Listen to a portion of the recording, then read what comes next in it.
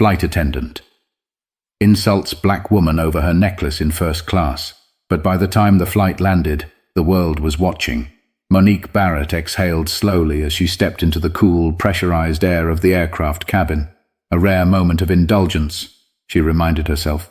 This first-class ticket had been a splurge, a reward for years of long hours, endless meetings, and late-night emails. Financial analysts weren't usually the type to treat themselves, but after sealing a multi-million-dollar deal for her firm, she figured she had earned it. She adjusted the strap of her structured leather handbag and made her way down the aisle, her heels clicking lightly against the polished floor. The space was pristine, with oversized seats wrapped in plush cream-colored leather, neatly folded blankets resting on each one. A flight attendant stood near the entrance of the section, offering tight-lipped smiles to passengers as they settled in. Monique barely paid her any mind at first. She was too focused on the simple pleasure of sinking into her seat, stretching out for once without the constraints of cramped legroom. She pulled out her phone, checking her emails one last time before tucking it away. That's when she caught it.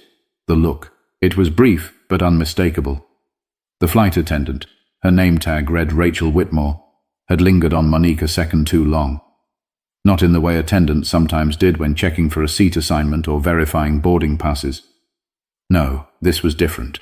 It carried something else. Monique held her gaze for a beat longer than necessary, silently testing the waters. Rachel's expression didn't change, but something in her eyes flickered, something close to disapproval. And then, just as quickly as it came, it was gone. She turned on her heel, attending to another passenger with a forced politeness that suddenly felt laced with something else. Monique had seen this kind of thing before. The micro moments that were too subtle to call out, but too obvious to ignore. The kind that made you question whether you were imagining things. She brushed a hand over the delicate gold cross resting at her collarbone, a habit she'd picked up since inheriting it from her grandmother. The chain was old but well cared for, carrying decades of quiet prayers and whispered hopes. Across the aisle, an older man in a navy suit adjusted his cufflinks, stealing a glance at her before returning to his in-flight magazine. Another woman, younger, tucked into a window seat, scrolling through her phone without a care in the world. Monique shifted in her seat, deciding it was nothing. Just a moment, just a look, the hum of conversation, the rustle of newspapers, the clink of glasses as pre-flight drinks were served. It was all routine. But something about the way Rachel moved felt different now. The way she greeted a man 2 rows ahead of her, all warm smiles and effortless charm, yet barely acknowledged Monique when she passed. Still, she let it go. She wasn't here to analyze every interaction. She was here to relax, to enjoy this flight without overthinking. But then Rachel returned, this time stopping right at her row. Her hands clasped neatly in front of her, voice light but pointed. "Miss, are you sure you're in the right seat?" Monique's breath hitched for just a second, just long enough to recognize that this was more than a question. But she wasn't about to let this slide. Monique blinked, momentarily taken aback.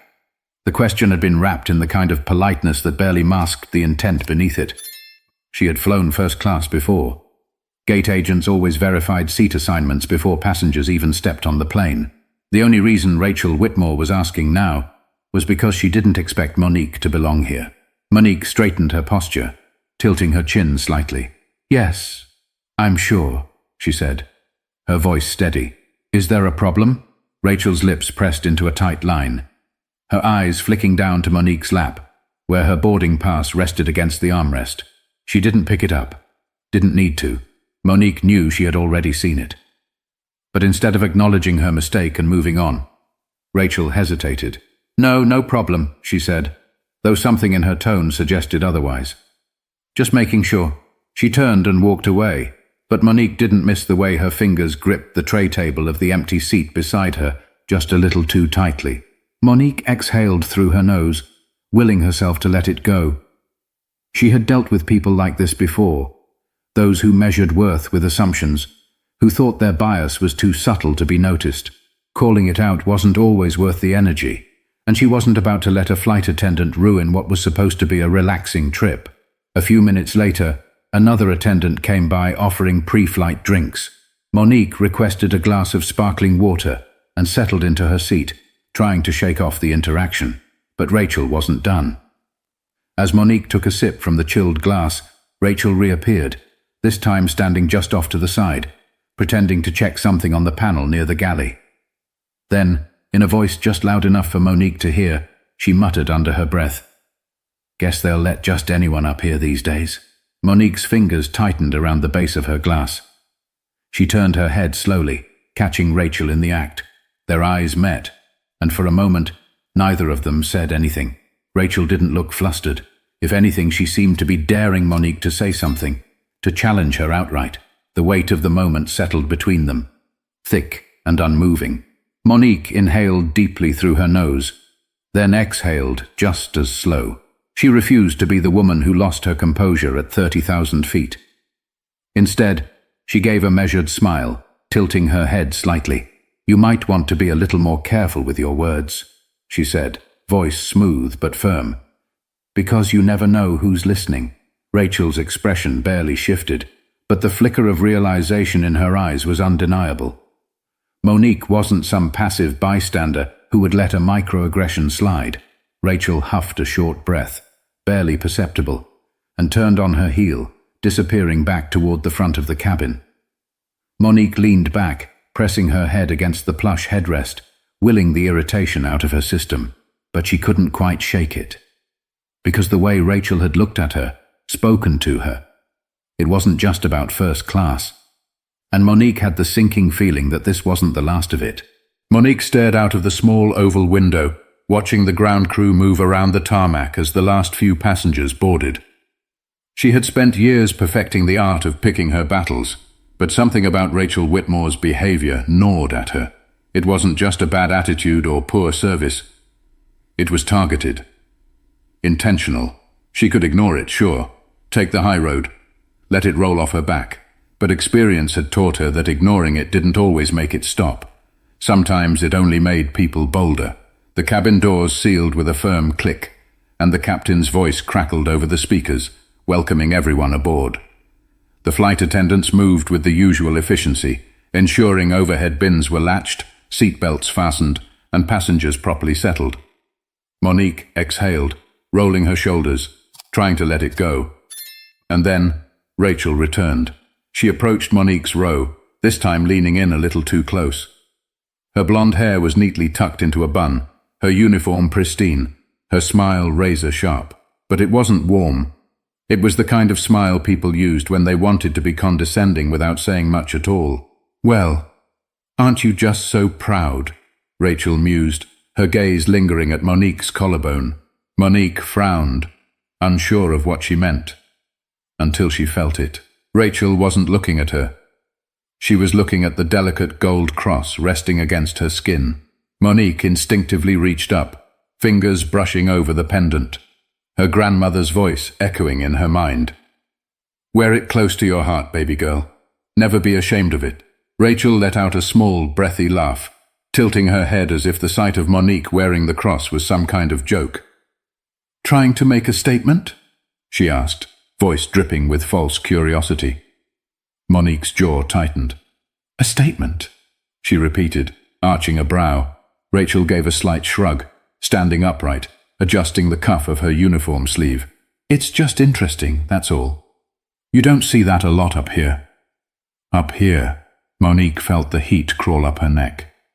She wasn't stupid. She knew exactly what Rachel meant. First class, this space, this seat, and now this cross around her neck.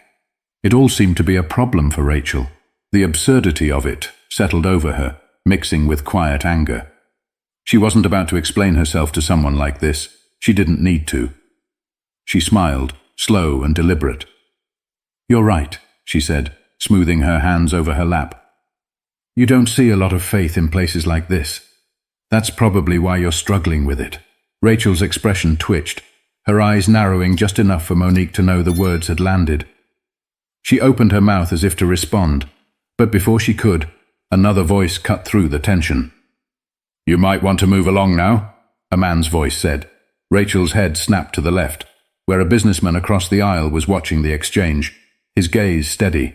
He was in his mid-50s, with greying hair and a tailored suit that screamed old money. His expression wasn't aggressive, but it was firm. unimpressed even. Rachel stiffened. For the first time since the interaction started, Monique saw hesitation in her eyes. She inhaled sharply through her nose, then, without another word, spun on her heel and walked away. Monique let out a breath she hadn't realized she was holding. But she wasn't the only one who noticed. Someone had started recording. Monique hadn't noticed the phone at first. Her focus had been locked on Rachel, on the way she practically spat the words "up here," as if first class belonged to a select few. But now, in the corner of her eye, she saw it. Just past the businessman who had spoken up, a woman across the aisle, late 30s, brown hair pulled into a loose ponytail, was holding her phone at an angle that wasn't subtle. She wasn't scrolling, she wasn't texting, she was recording. Rachel must have seen it too, because her movements suddenly became sharper, more deliberate. She strode toward the galley, fingers curling into her palm like she was trying to hold something back. Monique exhaled slowly, leaning back in her seat. She didn't ask for this, didn't want to be part of a spectacle. But she also knew how these moments went. Some people would say she was imagining things, that it wasn't that bad, that Rachel hadn't really meant anything by it. The recording? That changed everything. The businessman, who had spoken up a moment earlier, glanced toward Monique. "You okay?" he asked, his voice low enough that it wouldn't carry. Monique managed a small nod. "Yeah," she said. "I've been through worse." His mouth pressed into a thin line, a flicker of something in his eyes. Understanding, maybe. Frustration. He shook his head slightly, muttering, "Unbelievable," before turning his attention back to his reading material. Across the aisle, the woman with the phone caught Monique's eye and gave a slight nod. A silent, "I saw that too." Monique appreciated it more than she could say, but the moment wasn't over. Rachel returned, moving stiffly, her face carefully neutral. This time, she didn't stop at Monique's row. She made a beeline toward the woman with the phone. "I'm going to have to ask you to stop recording," Rachel said, voice tight. The woman didn't lower her phone. "I'm just documenting what happened." Rachel's jaw flexed. "That's against policy." The woman raised an eyebrow. "Is it?" Rachel faltered. For the first time, she didn't seem so sure of herself. She turned her gaze toward the front of the cabin, as if searching for backup. But no one was coming to help her. Passengers were watching now. The energy in the cabin had shifted. A few rows ahead, someone whispered something. A man leaned toward his wife, shaking his head. Another passenger, a younger black man in business attire, glanced back, taking in the situation. Rachel's eyes flicked between them all, her breath tightening. Then finally she muttered, "Whatever," and walked away. Monique let out a slow breath. The woman with the phone leaned slightly toward her. "I'll be posting this," she said under her breath. "Just so you know." Monique hesitated. A part of her didn't want to be at the center of this. She had only wanted to take a flight, enjoy a seat she had paid for like everyone else. But another part of her, the part that had spent years biting her tongue in rooms where people thought she didn't belong, knew that Rachel's actions shouldn't just disappear into thin air. She met the woman's gaze and gave a small nod. Rachel had made her choices. Now the world was about to see them. Rachel's movements were clipped as she made her way toward the front of the cabin. Monique could practically see the tension in her shoulders, the way she straightened her uniform as if that could somehow undo what had just happened. She wasn't the only one feeling the shift. A ripple of quiet conversations had started among the passengers. Some glanced toward Monique, others toward Rachel, while a few exchanged knowing looks. The businessman who had spoken up earlier wasn't reading his magazine anymore. He was watching. And then a new voice entered the scene. "Excuse me, ma'am." A different flight attendant, older, with a name tag that read Linda Monroe, appeared beside Rachel. Her voice was steady, but there was something unmistakable in her expression. Concern. Linda's eyes flickered toward the phone still recording across the aisle, then back to Rachel. Rachel's face was tight. "I was just handling a situation," she said, her words clipped. Linda didn't respond right away. Instead, she turned to Monique, her gaze softening slightly. "Is everything all right, ma'am?" Monique could have let it go. She could have shaken her head, pretended nothing happened, but why should she? She met Linda's eyes. "No," she said plainly. It's not. Rachel stiffened. I'd like to speak to a supervisor. Monique interrupted, her voice calm but firm. Now, Rachel sucked in a breath, her expression flickering between irritation and something close to panic. She opened her mouth to speak, but before she could, Linda gave a small nod. Of course, she said, already reaching for her earpiece. Give me just a moment. Rachel's face darkened. She turned toward Linda, whispering something low and urgent. But whatever she said, Linda didn't react. Monique sat still, heart steady, waiting. A few minutes later, a tall man in a dark suit stepped into the first-class cabin. His presence was immediately commanding. The kind of person whose job was to make problems disappear before they spiraled into PR disasters. His badge read, Greg Saunders, in-flight supervisor. He approached Monique's seat with a carefully measured expression, one that screamed corporate professionalism. Ma'am, I understand there's been a concern raised, he said smoothly. Monique gave a slow nod. Yes, she said. Your flight attendant has been harassing me since I boarded. Greg barely reacted, but there was a flicker of something in his eyes. He turned toward Rachel. Is that right? Rachel's hands clenched at her sides. I wasn't harassing her. I was just... She questioned my seat, Monique cut in. Made snide remarks about my presence here. And then went out of her way to comment on my necklace. She tilted her head slightly. So you tell me, Mr. Saunders. What would you call that? The silence that followed was suffocating. Rachel's mouth opened, then closed. Her face had gone pale. Greg inhaled through his nose slowly. Ms. Whitmore. Please come with me. Rachel flinched. Wait. I was just... Now, Greg said, his voice leaving no room for argument. Rachel stood frozen for a second, her hands gripping the hem of her uniform. She turned to Monique, eyes flashing with something ugly. But it was too late. Linda stepped forward, gesturing toward the galley. Rachel hesitated for only a moment before finally spinning on her heel and walking away. The cabin remained eerily quiet. Greg exhaled and turned back to Monique. I apologize for your experience, he said carefully. We take matters like this very seriously. Monique didn't respond right away. Instead, she let her eyes drift across the cabin, to the businessman who had backed her up, to the woman still holding her phone, to the passengers who had been watching everything unfold.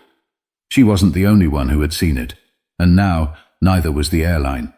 But the real consequences were just beginning. By the time the plane touched down at Dallas-Fort Worth International Airport, the cabin was buzzing, not with excitement, but with tension. Passengers whispered in hushed tones, exchanging glances, their eyes flicking toward Monique, toward the front of the plane where Rachel had disappeared. Monique remained still, her fingers resting lightly on her lap. She wasn't smug. She wasn't triumphant. She was just exhausted. Linda, the senior flight attendant, had returned to her seat twice during the flight, offering small reassurances. We're handling it, she had said quietly. You did the right thing speaking up. Monique had simply nodded. But the real reckoning wasn't happening in the sky. It was happening online. Somewhere at 35,000 feet, the video had made its way to social media. The woman across the aisle had posted it, captioned simply, First-class flight attendant harasses a paying black woman for existing. The comments came fast. She thought she could get away with this. She really had the nerve to ask if she was in the right seat. Look at the way she reacts when she realizes she's being filmed. Priceless. Monique wasn't on her phone, but she knew how these things worked. The moment they hit the internet, they took on a life of their own. She gathered her things, adjusting the strap of her bag as the plane taxied to the gate. Then, just as the seatbelt sign blinked off, Greg Saunders, the in-flight supervisor, returned to her row. Ms. Barrett, he said, his voice lower now, more careful. I just wanted to personally let you know that we've already escalated the incident. Rachel Whitmore will not be working on this return flight. Monique turned her head, studying him. And after that? Greg hesitated. We take matters of discrimination seriously, he said. We'll be reviewing the incident thoroughly. Monique let the words sit between them. He wasn't promising anything. He wasn't saying she'd be fired, that real consequences would come. Just that it would be reviewed. She gave him a small, unreadable smile. "Well, I'm sure you'll have plenty of feedback soon," she said, finally reaching for her phone. Greg's brow furrowed slightly, but then understanding settled in. His eyes darted briefly toward the passengers still seated around them, toward the woman who had recorded the whole thing. He straightened his tie. "Safe travels, ma'am."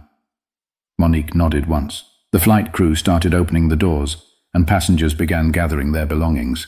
As Monique stepped into the aisle, she caught sight of Rachel in the galley. She looked different now, deflated.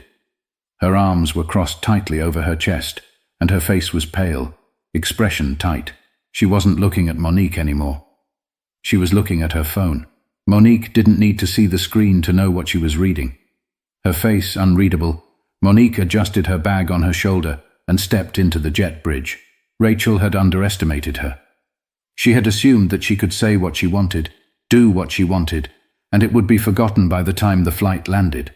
But that wasn't how the world worked anymore. And it never should have worked that way to begin with, because no one should have to prove they belong. Prejudice thrives in the quiet moments, the ones where people think no one will notice. But the world is changing. People are watching. And those who refuse to change with it will always learn the hardest way possible. If you've ever faced something like this, know that your voice matters. Standing up for yourself matters. What do you think? Should airlines do more to hold employees accountable for discrimination? Let's talk about it in the comments. And if you want more real stories that challenge injustice, make sure to subscribe.